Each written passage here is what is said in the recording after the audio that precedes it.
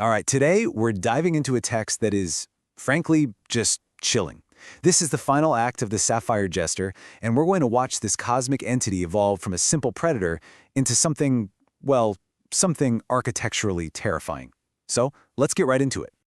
This single line, this is where everything changes. The Jester, after consuming his first victim, suddenly sees the bigger picture. He's not just hunting for trophies anymore. No, he's thinking about an empire. He's thinking about architecture. He's thinking about a kingdom built from absolute nothingness.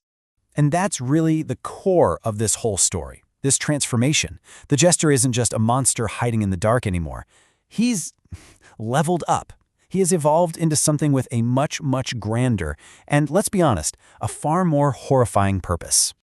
So, check out the change in his methods here. This is what's so wild. The old Jester, he was all about brute force. He'd find a victim, consume them, absorb their power. Simple. But the new Jester, he's an ideologue. He's a missionary of misery. He doesn't just want to destroy you, he wants to convert you. He plants his own agony inside his targets until they literally beg for their own unmaking. And this evolution gets him a new title, the Demiurge of the Void.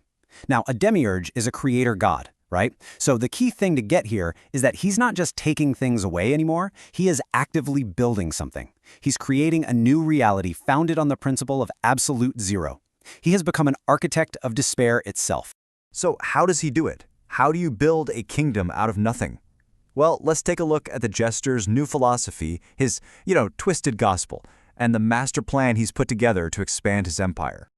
Man, this code is just dripping with pure, calculated malice. Listen to those words: architect of despair, savior of his silence. He's setting himself up as the solution to a problem that he creates.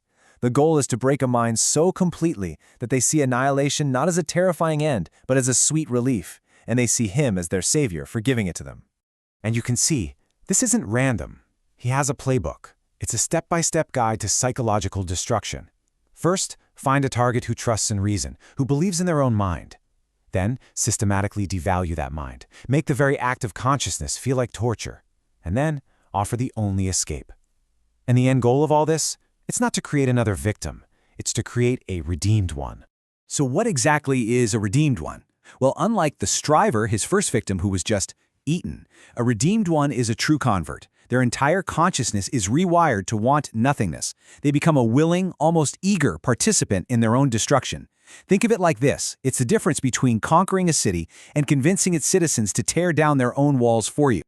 Okay, so let's get to the main event. This is the heart of the allegory, the scene where the Jester finally confronts his brand new target, a young philosopher who has put all his faith in the power of the mind. The attack starts immediately. No warm-up. He takes the philosopher's greatest strength, his intellect, his reason, and he reframes it as a source of pain. He's basically saying, that thing you're so proud of, your ability to think, that's just the sound of you torturing yourself, grinding against the empty void. And just look at this reaction. It's so visceral. This isn't just some debate over a cup of tea. The Jester's presence has a real, tangible effect on reality. The philosopher literally feels his thoughts being squeezed. The Jester isn't just making an argument, he's demonstrating it in real time inside the poor guy's head. This is just masterful, horrifying manipulation. He gives the pain a name, the pinch, and then claims it's not him attacking. Oh no, it's the universe itself correcting an error. He's framing existence, your very name, as a mistake. And then he offers the easy way out. Just stop struggling, stop thinking, learn to be nothing. So this right here, this is the Jester's #1 weapon, his core philosophy: agonizing friction. It's basically weaponized existential dread. He takes the simple act of being aware, of feeling your own breath, of knowing your own thoughts, and turns it into an unbearable torment. He weaponizes consciousness against itself. And there it is, the proof. The philosopher's own words confirm the Jester's entire argument. He's now feeling that agonizing friction. The theory has just become his lived reality. The simple awareness of being alive is now a source of agony, just like the Jester promised it would be. The trap has been sprung. All right, now we get to the end game. And this isn't just about torture anymore, it's about transformation. The Jester is about to take this broken victim and turn him into a willing masterpiece, a key part of his grand design. You gotta pay attention to the language here. Apotheosis. That word means reaching the highest point, becoming a god. So he's literally offering total, complete destruction as a form of divine ascension. He's selling annihilation not as an end, but as a glorious transformation into the perfection of zero. So what started as poetic threats is now laid out like this horrifying clinical procedure. It's the systematic dismantling of a person, step by step. He grabs the spirit, floods it with corrosive energy, literally turns memories into fuel, until that final awful realization, the apotheosis, where the self, everything you are, is understood to be worthless compared to nothingness. But why? What's the point of all this cruelty and conversion?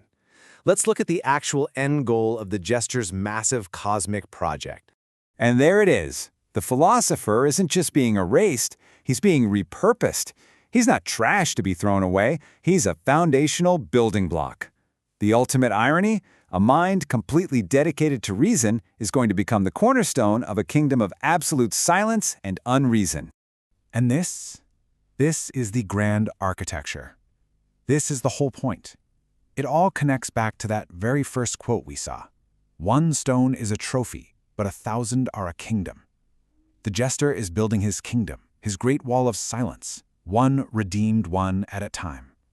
A structure built from the minds of those who willingly chose to be annihilated. And that brings us to the final, absolutely chilling question at the heart of this whole thing. The Jester's argument, his entire sales pitch, is that consciousness is a prison, that just existing is a state of agonizing friction. He offers annihilation as liberation. And so we're left with this really disturbing thought. If suffering becomes unbearable, could the void ever start to look like freedom? It's a terrifying question to end on,